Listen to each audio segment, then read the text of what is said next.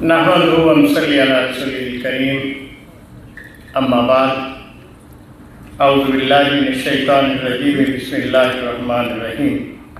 इंतहाई काबिल एहतराम मौलाना हाफिज़ हफीज़ुर रहमान साहब, सदर इस्लामिक एजुकेशन सोसाइटी कोएत, और मेरे बहुत ही काबिल कदर भाइयों, बुज़ुर्गों, साथियों, अस्सलाम वालेकुम वरहमतुल्लाहि वबरकातुहू।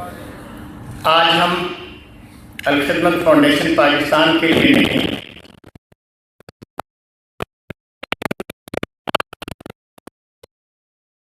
सीरत के कुछ पहलुओं को समझने के लिए यहाँ जमा हुए हैं।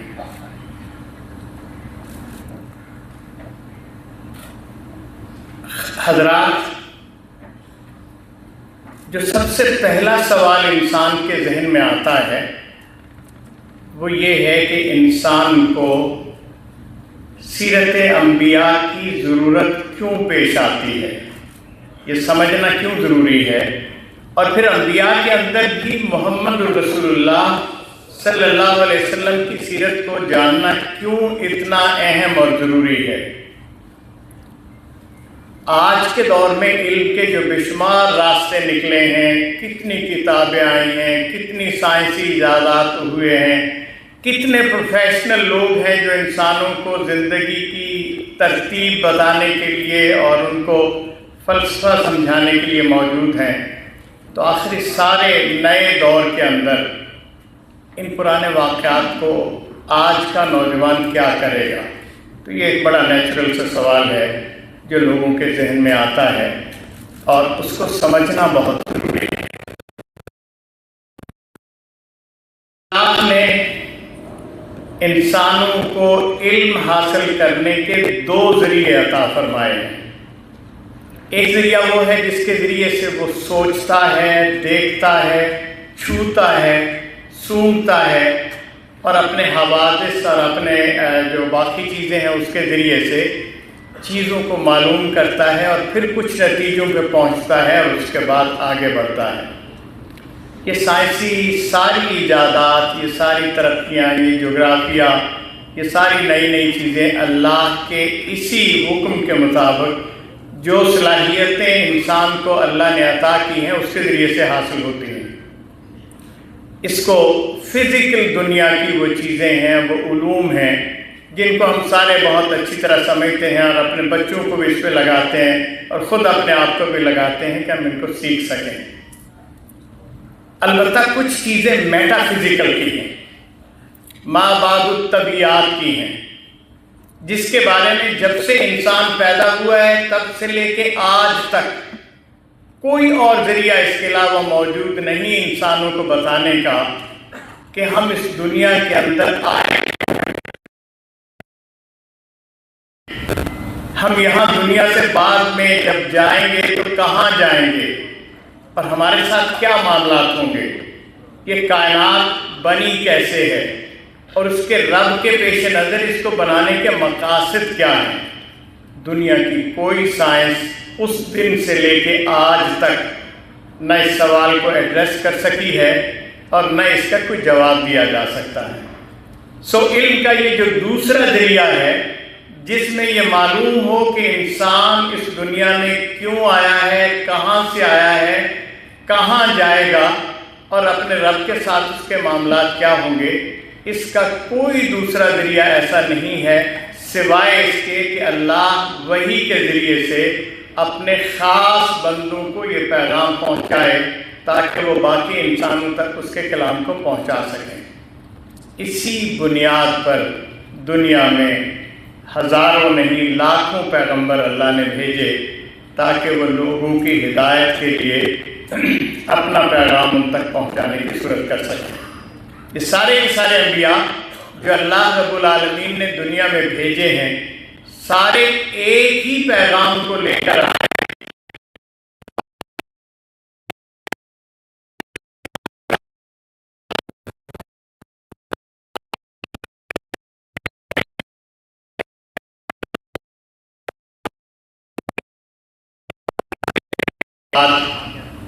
के پہلے کے انبیاء جتنے بھی تھے رسول اللہ صلی اللہ علیہ وسلم کے آنے سے پہلے، ان انبیاء کے واقعات، ان کی زندگی کے جو معاملات اور ان کی تفصیلات بیشتر انبیاء کی ہمیں معلوم نہیں ہے، ان کے نام بھی معلوم نہیں ہے۔ قرآن مجید نے جن انبیاء کا ذکر کیا ہے ان کی بھی تاریخ کسی مصدقہ ذریعے سے قرآن کے علاوہ نہیں ملتی، اور جو ملتی ہے ان سارے لوگوں کی تاریخ کو چند اوراق میں جو ہے وہ لکھا اور جمع کیا جا سکتا ہے۔ پھر یہ جتنے انبیاء دنیا میں تشریف لائے، ان کی تعلیمات آج کسی مستند ذریعے سے دنیا میں موجود نہیں ہیں۔ 2-3 بڑے انبیاء جن کی کتابیں دنیا میں موجود ہیں، اور 2-3 ایسے اشخاص جن کے بارے میں یہ کہنا کہ وہ نبی تھے یا نہیں تھے، یہ بڑا پوری طرح نہیں کہا جا سکتا۔ یہ وہ لوگ ہیں تاریخ کے جن کی تعلیمات دنیا میں موجود ہیں۔ ان کی کیفیت بھی یہ ہے کہ حضرت موسیٰ علیہ السلام سے منسوب جو کتاب دنیا میں موجود ہے، یہ عبرانی زبان میں، اور اس سے پہلے جو لوگ اس وقت موجود تھے ان کی زبان بہت مختلف تھی۔ پھر اس کتاب کو جب لکھا گیا تو یہ حضرت موسیٰ علیہ السلام کی زندگی کے کئی سال بعد، 50 سال، 100 سال، 200 سال، 400 سال تک لکھی جاتی رہی۔ حضرت موسیٰ علیہ السلام کی زندگی کے کئی سال بعد جو لوگ پیدا ہوئے ان کا تذکرہ بھی کتاب کے اندر موجود ہے۔ تو یہ بات اس بات کی علامت ہے کہ وہ جو تعلیمات اس کتاب کی صورت میں ہمیں ملی ہیں وہ نہیں ہیں جن کو ہم خالصتاً وحی کی صورت میں قبول کرتے ہوں۔ یہی صورت حضرت عیسیٰ علیہ السلام کے ساتھ بھی ہے۔ دنیا میں حضرت عیسیٰ علیہ السلام کی زندگی میں کوئی چیز ایسی نہیں تھی جس کو انہوں نے تیار کر کے لوگوں کو دیا ہو۔ یہ وہ کتاب ہے میں چھوڑے جا رہا ہوں۔ ان کی زندگی سے کے بہت مدت بعد 70 مختلف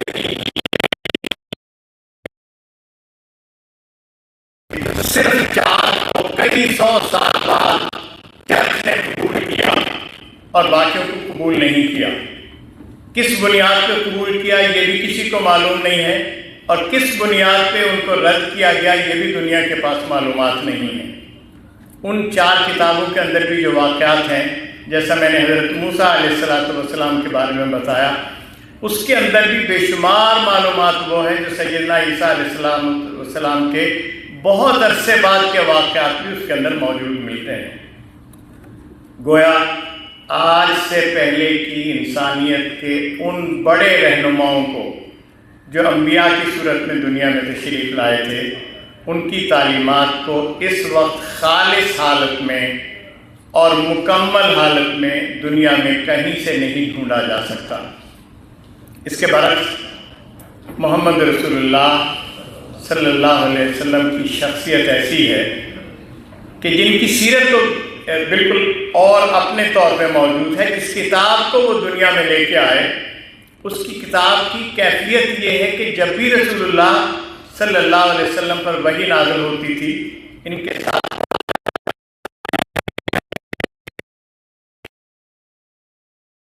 صلی اللہ علیہ وسلم خود اس کی ترتیب دیا کرتے تھے۔ آپ کو پتہ ہے یہ 23 سال کے طویل عرصے میں کتاب نازل ہوتی رہی، اور اس میں جب کوئی آیت نازل ہوتی تھی تو یہ نبی صلی اللہ علیہ وسلم خود بتاتے تھے کاتبین وحی کو کہ اس کو کس صورت میں کن آیات سے پہلے اور کن آیات کے بعد لکھا جائے۔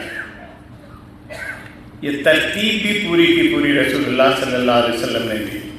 پھر اسی کے ساتھ ساتھ جب وحی نازل ہوتی تھی تو خود رسول اللہ صلی اللہ علیہ وسلم کے تو حافظے میں ہوتا ہی تھا، خود مسلمانوں کو یہ حکم تھا کہ وہ نماز پڑھیں تو نماز کے اندر قرآن کا کچھ حصہ ضرور پڑھیں۔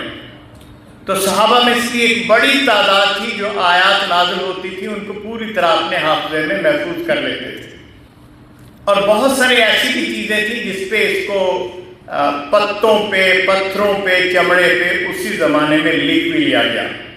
گویا یہ سارا کا سارا سیٹ اپ جو ہے قرآن مجید کی صورت میں اصلی شکل میں اس وقت سے لے کے آگے تک چلتا رہا۔ میرے پاس زیادہ وقت نہیں ہے، میں اس کی بہت ساری تفصیلات میں نہیں جاؤں گا، لیکن یہ بات بہت وسلم پہ جتنی وحی نازل ہوئی وہ اپنے پوری ترتیب کے ساتھ کہاں وقفہ کرنا ہے، کہاں رکنا ہے، کن صورتوں کے آغاز میں بسم اللہ لکھی جانی چاہیے، کس کے آغاز میں نہیں لکھی جانی چاہیے، یہ سارے معاملات رسول اللہ صلی اللہ علیہ وسلم کے خود زندگی میں پوری طرح مکمل ہوئے، اور جب وہ دنیا سے تشریف لے گئے تو یہ کتاب اپنی پوری شکل صورت میں موجود تھی۔ پھر اہل علم بھی جانتے ہیں اور نوجوانوں کو میں یہ بتانا چاہتا ہوں کہ رسول اللہ صلی اللہ علیہ وسلم کا کوئی قول، کوئی واقعہ وحی کے علاوہ قرآن مجید کے اندر موجود نہیں ہے۔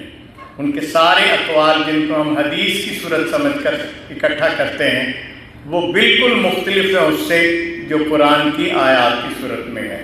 گویا قرآن مجید خالصتاً اللہ کے نبی پر اترنے والے ایک فرستادہ جو ہے اپنا کیا نام ہے فرشتہ، اس کے ذریعے سے انسانوں تک پہنچا اور آج بالکل اسی حالت میں موجود ہے۔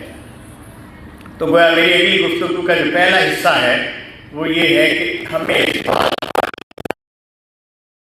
کرنا چاہیے کہ جس کتاب کو ہمارے پیارے نبی محمد رسول اللہ دنیا میں دے کر گئے وہ پوری کی پوری ٹھیک حالت میں محفوظ ہے، اور آج جس قرآن مجید کی تلاوت آپ سنتے ہیں یہ بین ہی وہی الفاظ اور وہی ساری صورت ہے جو وحی کی صورت میں 1400 سال پہلے لوگ تک پہنچے تھے۔ ایک حصہ تو گفتگو کا یہ ہے۔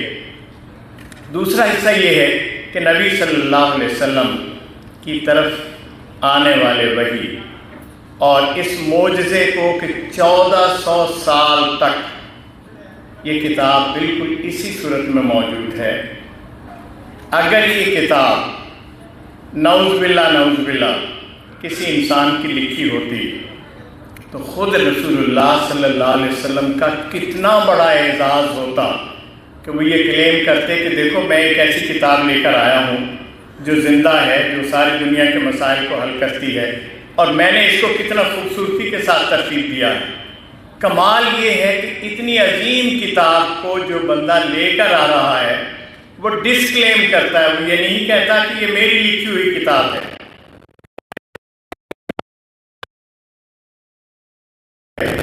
اس سے زیادہ سچائی اور کیا ہو سکتی ہے دنیا کے اندر کہ اتنا عظیم کارنامہ انجام دینے والا شخص خود یہ کہے کہ یہ میرا کلام نہیں ہے، میرا کلام بالکل اس سے مختلف ہے اور وہ اس کے ساتھ جوڑنے والا اور اس کے ساتھ چلنے والا نہیں ہے۔ تو یہ پہلی دلیل ہے یہ سمجھنے کی کہ رسول اللہ صلی اللہ علیہ وسلم کی طرف سے جو چیز نازل ہوئی وہ ہمارے لیے کتنی قابل قدر ہے۔ اب اس کے بعد ہم یہ دیکھتے ہیں کہ رسول اللہ صلی اللہ علیہ وسلم جو تعلیمات لے کر آئے ہیں وہ اس دور کے لیے اور آج کے دور کے لیے اور آنے والے دور کے لیے کتنی عظیم ہے۔ ویسے تو اس کے لیے بہت سارا وقت چاہیے جس کی تفصیل میں بعض چیزیں بیان کی جا سکتی ہیں، لیکن میں بڑے مختصر اشارات کے ذریعے سے جو بات آپ سے عرض کرنے لگا ہوں، کائنات کے وہ سارے راز جو سائنس نے کئی 100 سال بعد ڈھونڈے اور ان کو جانا، وہ رسول اللہ صلی اللہ علیہ وسلم کو وحی کے ذریعے سے اللہ نے اس طرح پہنچایا۔ یہ جو انسان کی پیدائش کا عمل ہے کہ وہ ایک قطرے سے ایک لوتھڑے میں بدلتا ہے، پھر لوتھڑے سے اس سے اگلی اس کی حیثیت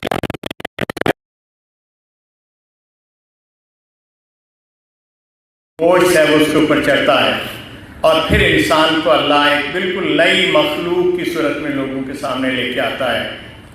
آپ میں سے کئی سارے لوگوں نے سنا ہوگا یہ سارا جو عمل ہے، اس زمانے میں نہ کوئی کیمرے تھے، نہ کوئی طبیعت کی کتابیں تھیں، نہ بایولوجی کا کوئی علم تھا، کسی کو اندازہ نہیں تھا کہ یہ پروسیس کیا ہوتا ہے۔ بہت سارے سائنسدانوں نے جب ان آیات کو پڑھا اور سنا تو وہ حیرت زدہ ہوئے اور انہوں نے کہا یہ اللہ کی کتاب کے علاوہ کوئی دوسری چیز ہو نہیں سکتی۔ جو علم آج لوگوں نے دریافت کیا ہے بے شمار تجربات اور کیمروں اور بے شمار علوم کے سبب سے، اس کو قرآن مجید نے اس زمانے میں بیان کیا ہے۔ اس طرح کے بے شمار اور واقعات ہیں، لیکن میں اس کی طرف نہیں جاتا۔ میں چونکہ وقت کی قلت ہے، میں جو چیز آپ سے عرض کرنا چاہتا ہوں یہ ہے کہ رسول اللہ صلی اللہ علیہ وسلم نے جو تعلیمات انسان کو دیں، وہ تعلیمات ایسی ہیں کہ عرب کے خطے کے اندر رہنے والا انسان کبھی ایسا نہیں کر رہا ہے کہ وہ عربوں کو مخاطب کر رہا ہو، اجمیوں کو مخاطب کر رہا ہو۔ اپنی آبادی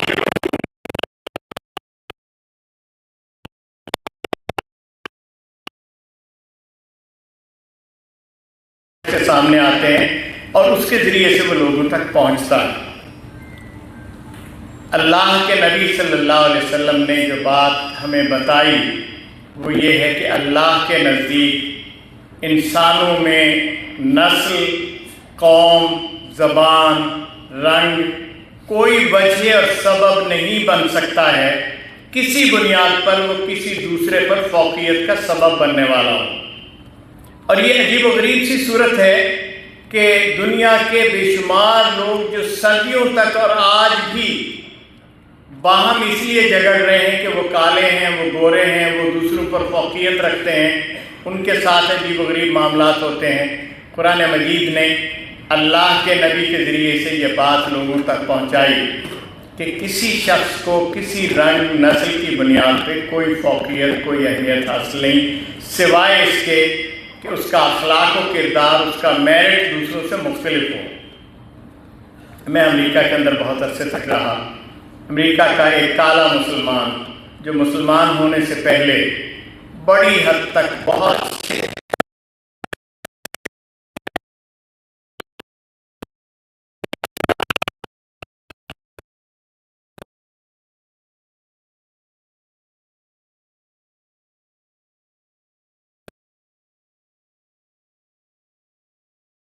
نہیں کھاتے تھے، وہ بینگن کھاتے تھے، وہ کپڑے بھی اسی طرح کے پہننا چاہتے تھے، وہ ہر شے جو سفید ہوتی تھی اس سے نفرت کرتے تھے، کالی چیز سے محبت کرتے تھے۔ انہی کے اندر کا ایک نوجوان، اس زمانے میں نوجوان تھا، میلکم ایکس، اس نے ملا کر اسلام قبول کیا اور وہ پہلی دفعہ حج کرنے کے لیے گیا۔ جب اس نے وہاں جا کر دیکھا کہ دنیا بھر سے آئے ہوئے لوگ، سارے مختلف رنگوں کے اور سارے مختلف زبانوں کے بولنے والے ایک ہی جگہ پہ دو چادروں کے اندر لپٹے ہوئے ہیں اور وہ اس کا طواف کر رہے ہیں، اور کوئی کسی کو دھکا نہیں دے رہا، اور کوئی کالا پیچھے نہیں ہے اور کوئی گورا آگے نہیں ہے، تو وہ پکار اٹھا، دنیا میں رنگ، نسل اور فرقے کی بنیاد کا صرف ایک ہی حل ہے جو اسلام نے اور محمد رسول اللہ صلی اللہ علیہ وسلم نے تجویز کیا۔ یہ رسول اللہ صلی اللہ علیہ وسلم کی تعلیمات کا اثر تھا کہ انہوں نے یہ کہا کہ انسان کو باہر پولیس لگانے کی ضرورت سے زیادہ یہ بات اہم ہے کہ انسان اپنے اندر پولیس مین کو بٹھائے، اس کو اس بات کا احساس ہو کہ اس نے اپنے رب کو جا کر جواب دینا ہے، اور اس کے ہر عمل کو جانچا جا رہا ہے، تولا جا رہا ہے، ناپا جا رہا ہے۔ اسی کی بنیاد پر وہ کسی پر ظلم نہیں کرے گا، کسی کے خلاف ہاتھ نہیں اٹھائے گا، اور جو واقعات جنگوں کی صورت میں بھی ہوں گے اس کے اندر بھی وہ انسانیت کے تقاضوں کو کبھی ملیا میٹ نہیں کرے گا۔ حضرات آپ کے علم میں ہے، اور جو پڑھے لکھے لوگ ہیں انہیں بہت اچھی طرح اس کا علم ہے کہ بیت المقدس مسلمانوں نے اب تک 2 دفعہ فتح کیا۔ ایک وہ زمانہ جب حضرت عمر رضی اللہ تعالیٰ عنہ مدینہ سے اونٹنی پر سوار ہو کر اپنے ایک غلام کو ساتھ لے کر آئے تھے، اور اس عالم میں آئے تھے کہ آدھا سفر غلام اونٹنی پہ سفر کرتا تھا اور آدھے پہ آپ سوار ہوتے تھے، اور جب وہ بیت المقدس کی حدود میں داخل ہو رہے تھے تو اس وقت غلام کے سواری پہ بیٹھنے کا موقع تھا، اور حضرت عمر رضی اللہ تعالیٰ عنہ اس کی لگام لے کر، اس کی نکیل لے کر داخل ہو رہے مقدس میں کسی خون خرابے کے بغیر مقامی آبادی نے استقبال کیا، چابیاں ان کے حوالے کی اور کہا جس کا انتظار کر رہے تھے وہ آدھا آ گیا ہے۔ اس کے بعد پھر صلیبی جنگیں ہوئیں، اور آپ کو اس کا جن لوگوں نے پڑھا ہے ان کے بہت اچھی طرح علم میں ہوگا کہ ان صلیبی جنگوں میں مسلمانوں اور عیسائیوں کے اندر جو جنگ ہوئی، اتنی خون ریزی کی گئی صلیبیوں کی طرف سے کہ کہتے ہیں کہ گھوڑوں کے گھٹنوں گھٹنوں تک مسلمانوں کا خون بیت المقدس میں بہہ رہا تھا۔ لیکن اس کے کئی سال بعد جب حضرت جو صلاح الدین ایوبی بیت المقدس میں داخل ہوئے تو بیت المقدس کی تاریخ میں یہ بات میں نہیں کہہ رہا، میں نے امریکہ کی یونیورسٹیوں میں درجنوں کتابیں پڑھی ہیں کہ یورپینز نے اس بات کو قبول کیا کہ صلاح الدین کو جو اخلاقی برتری تھی، سوائے ان کے جو جنگ کے اندر سامنے آئے تھے، کسی بچے کو، کسی خاتون کو، کسی گھر کو، کسی آبادی میں جہاں لوگ پرامن رہ رہے، کسی کو چھیڑا نہیں گیا۔ اس کی اخلاقی برتری کو ساری دنیا نے قبول کیا۔ سوال یہ پیدا ہوتا ہے کہ اخلاقی برتری کہاں سے آئی؟ صلی اللہ علیہ وسلم نے انسانوں کو سکھایا تھا کہ تم اپنے رب کے سامنے جواب دے ہو، اور ہر اس چیز کے بارے میں پوچھا جائے گا جس کے اندر آپ کو اختیار دیا گیا تھا اور آپ نے اس کو ٹھیک معنوں میں استعمال کیا یا غلط معنوں میں استعمال کیا۔ سو رسول اللہ صلی اللہ علیہ وسلم نے اپنے پیغام کے ذریعے سے یہ بات عام کی کہ آپ کے اندر ایک پولیس مین بیٹھا ہوگا جو آپ کو یہ بتا رہا ہوگا کہ آپ کو کیا دنیا کے اندر کام کرنے ہیں۔ باہر کی قوتوں سے زیادہ خود آپ کے اندر کی قوت آپ کو سہارا دے رہی ہوگی، سمجھا رہی ہوگی اور ٹھیک راستے پر لے کر چل رہی ہوگی۔ پھر رسول اللہ صلی اللہ علیہ وسلم کی تعلیمات تھی کہ کچھ اثرات ہیں، اور میں اس کے 2-3 چیزیں صرف آپ سے عرض کر کے رخصت ہوتا ہوں، اور میں خاص طور پہ آج کے نوجوانوں سے مخاطب ہونا چاہتا ہوں۔ میری عمر کے جو لوگ ہیں وہ زندگی کا بڑا حصہ گزار چکے ہیں، اللہ زندگی دے، سب کو لمبی زندگی دے، لیکن وہ جسے کہتے ہیں تبدیلیوں کے عمل میں کون آ سکتا ہے، اور وہ جو اپرچونیٹیز ہوتی ہیں ان کو کون گریب کر سکتا ہے، کون ان کو حاصل کر سکتا ہے۔ اب ذرا تصور کیجیے، جنگ ہے،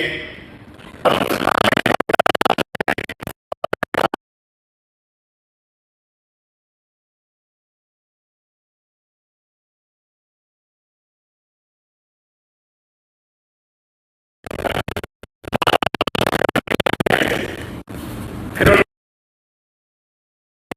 یہ جو صلح کا معاہدہ ہے، آپ کا کیا خیال ہے؟ اس میں یہ طے نہیں ہونا چاہیے تھا کہ اتنے کروڑ روپیہ یا اتنے دینار ہمیں دے دیے جائیں تو آپ کو چھوڑ دیتے ہیں، ہمارے گھر والوں کی مالیت ہمیں ادا کر دی جائے تو آپ کو چھوڑ دیتے ہیں، اور اس طرح کی بہت ساری چیزیں ہو سکتی تھیں جو کی جانی چاہیے تھی۔ جنگوں کے اندر عام طور پر دنیا بھر میں ایسا ہی ہوتا ہے، لیکن یہ عجیب و غریب معاہدہ ہے جس میں نبی صلی اللہ علیہ وسلم نے جنگ کے شعلوں کے اندر سے علم کے چراغ کو باہر نکالا۔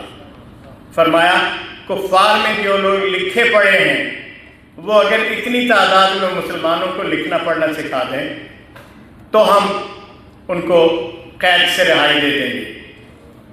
یہ انوویٹو آئیڈیاز، یہ دنیا کو بدلنے کی تدبیریں، یہ انسانی سوسائٹی میں عام طور پر آپ دیکھنے والے لوگوں میں نہیں ہوں گے۔ گویا ایک ایسی کیفیت جس کے اندر آگ کے شعلے بھڑک رہے ہیں، آپ نے اس بات کی طرف توجہ دلائی لوگوں کو کہ دیکھو، پڑھنا لکھنا سمجھنا اور یہ جو علم ہے یہ کسی کی میراث نہیں ہے، اس کے لیے کسی کا مسلمان اور کافر ہونا بھی ضروری نہیں ہے، جہاں سے ملتا ہے اس کو لے لو۔ اور مسلمانوں کو جو مدینہ کے اندر رہتے تھے اس میں سے بے شمار لوگوں کو اس کے ذریعے سے علم کے سیکھنے کا ایک موقع ملا۔ جو بات میں آپ کو سمجھانا چاہتا ہوں وہ یہ ہے کہ زندگی کے مراحل میں جب ہم آگے گزر رہے ہوتے ہیں تو ہم میں سے بھی ہر شخص کو اتنے سارے مواقع ملتے ہیں، لیکن سمجھ نہیں آتی ان مواقع کو کیا جائے۔ ہمیں موقع ملتا ہے کسی بیرون ملک آنے پہ، رہنے پہ، کسی اچھے کاروبار کا، تو ہم اس کو چوز کرتے ہیں، لے چلتے ہیں۔ کم ایسا ہوتا ہے کہ ہم کہیں کہ ہم ایسے ملک میں آئے ہیں، ہم نے کبھی عربی نہیں جانی تھی۔ کیا ہمارے بچوں میں سے کوئی 10-20 ایسے ہو سکتے ہیں جو عربی کے اسکالر بنے، جو دنیا کے اندر جانے والے اور پہچانے والے لوگوں کے اندر ایک رابطے کا کام کرنے والے ہوں؟ وہ دنیا بھی بنائیں، لیکن اس اعتبار سے ایک بڑی اہم جگہ اس لیے کہ مجھے پتہ ہے وقت کی قلت ہے، رسول اللہ صلی اللہ علیہ وسلم کی زندگی کے 3 واقعات، وہ جو ویژن ہوتا ہے نا، آپ کہاں تک دیکھ سکتے ہیں، وہ کمال درجے کی چیز ہے۔ رسول اللہ صلی اللہ علیہ وسلم کے پاس ایک بندہ آتا ہے، صحت مند ہے، اچھا بھلا ہے، لیکن ضرورت مند ہے۔ کہتے ہیں یا رسول اللہ کئی دنوں سے بھوکا ہوں، کچھ کھایا پیا نہیں ہے، کچھ صدقہ چاہتا ہوں۔ آپ نے اس کا 1.5 رول دیکھا۔ ظاہر ہے یہ مشورہ ہر ایک کو نہیں دیا جا سکتا تھا۔ کہا تمہارے گھر میں کوئی چیز ہے؟ اس نے کہا واللہ کوئی چیز نہیں ہے، ایک پیالہ ہے بس، وہ ایک پڑا ہوا ہے۔ کہا اس کو لے آؤ۔ وہ پیالہ لے آیا۔ آپ نے اس کو بیچا، بیچ کر کہا یہ لو، کلہاڑا اس سے خریدو، جنگل سے جاؤ، لکڑیاں کاٹ کے لاؤ، ان کو مدینے میں بیچو اور اپنے لیے روزگار کا ذریعہ بناؤ۔ انوویشن، تبدیلی کے عمل کا ایک نیا سلسلہ۔ بے شمار لوگ کہتے ہیں پتر واسطے جات کو اندے پہ لبدی نہیں۔ کچھ نیا سوچنے کی ضرورت ہے۔ حکومتوں پہ ڈیپینڈ نہیں کرنا ہے، اپنے معاشرے کا خوبصورت راستہ دیا کہ اگر آپ صحت مند ہیں، اگر آپ میں کرنے کی کچھ ہمت ہے تو پھر اپنی معیشت کو سنوارنے کے لیے آپ کو خود آگے بڑھنا چاہیے۔ ایک تیسرا واقعہ، اکثر و بیشتر لوگ کہتے ہیں اسلام تو جنگوں کے ذریعے سے پھیلا اور اس نے تو صرف تلوار ہی سے کام لیا۔ اب میں اپنی گفتگو کا اختتام تقریباً انہی واقعات پہ کروں گا۔ جنگیں ضرورت تھیں، اس لیے کہ مسلمانوں کو ستایا گیا تھا، مدینہ سے نکلے تھے، اور جب وہ مکہ سے نکلے تھے اور مدینہ کے اندر گئے تو شاید ایک رات بھی ایسی نہیں تھی جو لوگوں نے سکون سے گزاری ہو جب انہیں یہ خطرہ محسوس نہ ہوا ہو کہ دشمن کسی وقت بھی حملہ آور ہو سکتا ہے۔ ایک ایسے عالم میں رسول اللہ صلی اللہ علیہ وسلم ایک جنگ کے لیے لوگوں کو مسجد میں جمع کرتے ہیں اور کہتے ہیں کہ جو جو جنگ میں جا سکتا ہے وہ اپنا نام رجسٹر کروائے۔ لوگ آ رہے ہیں، نام رجسٹر ہو رہے ہیں۔ ایک خاتون کا بیٹا 9-10 سال کا ہوگا، مجھے سچی بات ہے صحیح عمر یاد نہیں، لیکن بالکل نوجوان سا بچہ۔ خاتون اس کو تیار کرتی ہیں، تلوار دیتی ہیں، کہتے ہیں بیٹا رسول اللہ اونچی اونچی کر کے اور لگے کہ تم جوان ہو گئے ہو تاکہ رجسٹر ہو سکو۔ وہ جیسے اس کو بتایا گیا تھا اسی طرح ہمت کر کے رسول اللہ صلی اللہ علیہ وسلم کے پاس پہنچتا ہے۔ آپ اسے دیکھتے ہیں، مسکراتے ہیں، کہتے ہیں زید ابھی تمہاری عمر تھوڑی ہے، آپ کو جنگ پہ نہیں لے جایا جا سکتا، ہم مائنرز کو، چھوٹوں کو جنگ میں ساتھ نہیں لے کے جاتے۔ ماں پیچھے کہیں بیٹھی پریشان ہو رہی ہے، میں نے تو بہت ہمت کی تھی کہ اس بچے کو جنگ میں جانے کا موقع مل جائے، رسول اللہ صلی اللہ علیہ وسلم نے اس کو جانے کا موقع نہیں دیا۔ پریشان تھی، بچے کو لے کے گھر گئی، گھر میں پریشان تھی۔ رسول اللہ صلی اللہ علیہ وسلم نے وقت کو ضائع کیے بغیر طے کیا اس کے گھر جائیں گے اور جا کر اس کا حال پوچھیں گے۔ گھر گئے، ماں سے سلام کیا، پوچھا بیٹے کو کوئی قرآن مجید یاد ہے؟ کہا ہاں یاد ہے۔ کہا زید ادھر آؤ، مجھے کوئی چیز سناؤ جو قرآن مجید کی تمہیں یاد ہے۔ زید نے قرآن کی ایک سورہ یا اس کا کوئی حصہ سنایا، بہت شاباش دی اور کہا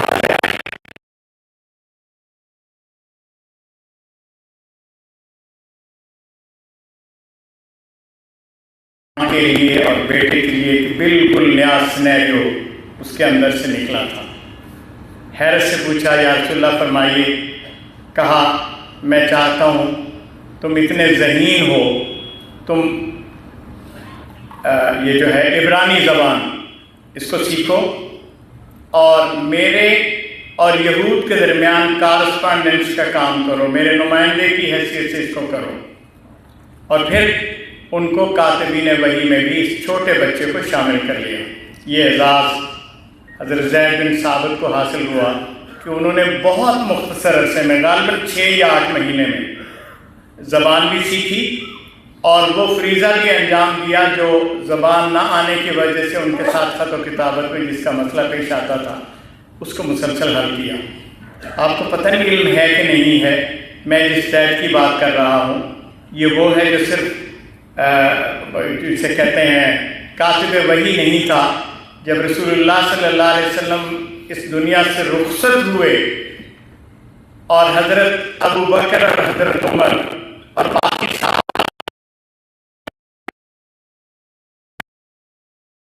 کر کے کسی ایک جگہ پہ اکٹھا کر کے رکھا جا سکتا ہے کہ نہیں، بہت غور و فکر کے بعد قرہ زید بن ثابت کے نام نکلا، ان کو یہ کام دینا ہے۔ زید آئے اور کہا واللہ ابو بکر اگر آپ مجھے کہیں کہ اور پہاڑ اپنے کندھوں پہ اٹھا لو تو میں اس کو اٹھا لوں گا، لیکن یہ کام نہیں کر سکتا، یہ اتنا بھاری کام ہے۔ صحابہ کی بڑی تعداد نے کہا زید رضی اللہ تعالیٰ آپ کے علاوہ کوئی دوسرا ہے نہیں جو یہ کام کر سکے۔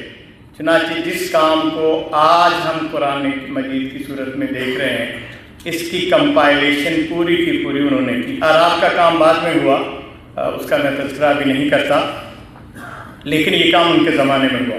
جو بات میں اپنے نوجوان ساتھیوں کو بتانا چاہتا ہوں وہ یہ ہے کہ جنگوں کے اندر سے رسول اللہ صلی اللہ علیہ وسلم کیسے مواقع کو ڈھونڈتے تھے اور انسان شناس ہونے کی حیثیت سے ان کو نکال کر ان کو پالش کر کے وہ چیزیں کرتے جس کی عام آدمی کو دور دور سے توقع بھی نہیں کر سکتا تھا۔ اب اسی سلسلے کی آخری چیز اور اس کے بعد میں آپ سے اجازت چاہوں گا۔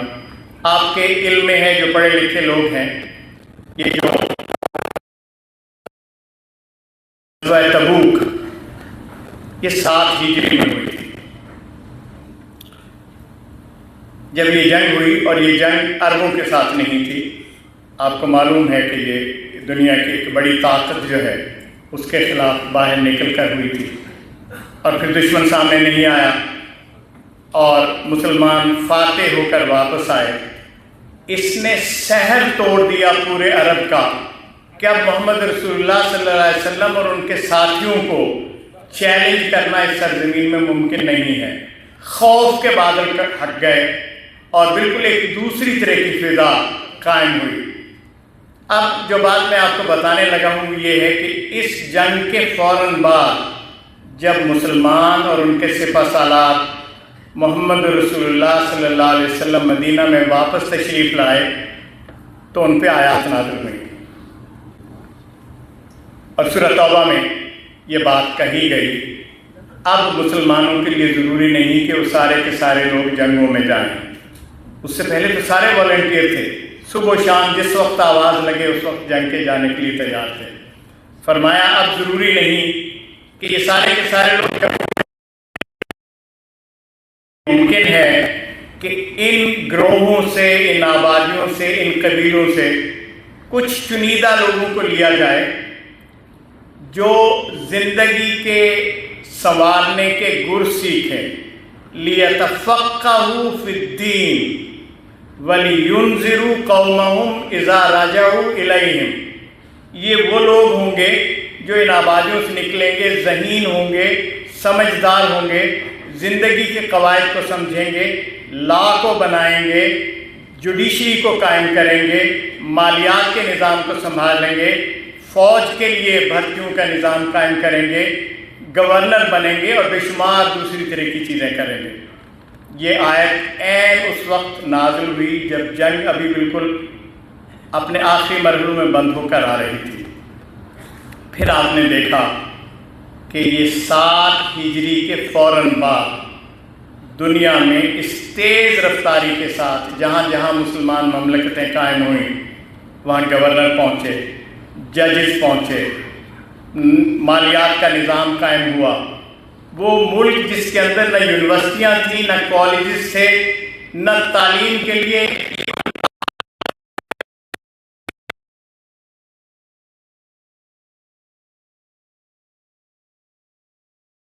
مالیات کے نظام کے لیے بھی ٹرانسپیرنسی کا پورا نظام قائم ہو گیا، تعلیم اور خدمت کے بھی سارے ادارے چند سالوں کے اندر بن گئے، اور یہ وہ معجزہ تھا جو محمد رسول اللہ صلی اللہ علیہ وسلم نے کر کے دکھایا۔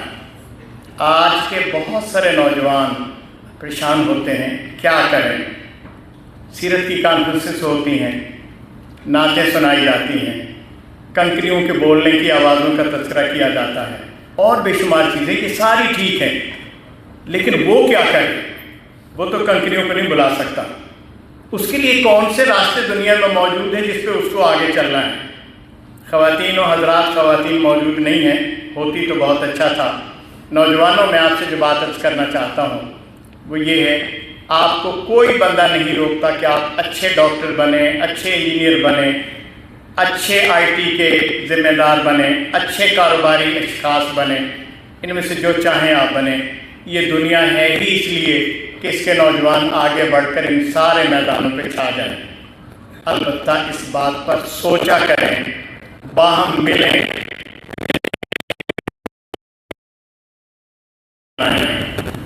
वो उस नबी सल्लल्लाहु अलैहि वसल्लम के पैरोकार हैं जिन्होंने अपने माहौल को बदल कर बिल्कुल दुनिया का नक्शा उलट दिया था। इसके लिए जंगों में जाना भी ज़रूरी नहीं है, और किसी ऐसी ममलकत में तो उसका तज़किरा करना भी मुश्किल होता है। ये अहम है कि आप अपने मुस्तक़बिल को संवारने के लिए सोचें कि मुस्लिम उम्मा की ज़रूरत क्या है। मैं यूरोप में रहा हूँ, अभी भी आता जाता हूँ। लोग वहाँ जाते हैं, कारोबार करते हैं, बहुत सारी चीज़ें करते हैं। हमारा दुश्मन कहाँ है?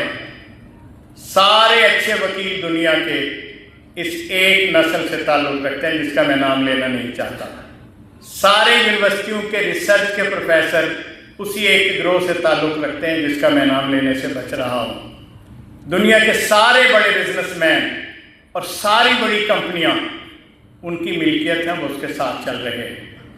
हमें इस पर सोचना है कि अगर हम मोहम्मद रसूलुल्लाह सल्लल्लाहु अलैहि वसल्लम के पैरोकार हैं तो हमें क्या हो गया है? हम अपने खानों पे, अपनी मजलिसों में, अपने जगहों पे क्या इसके लिए सोचने के लिए तैयार नहीं है कि जो सलाहियत रब ने मुझे और आपको दी, मैं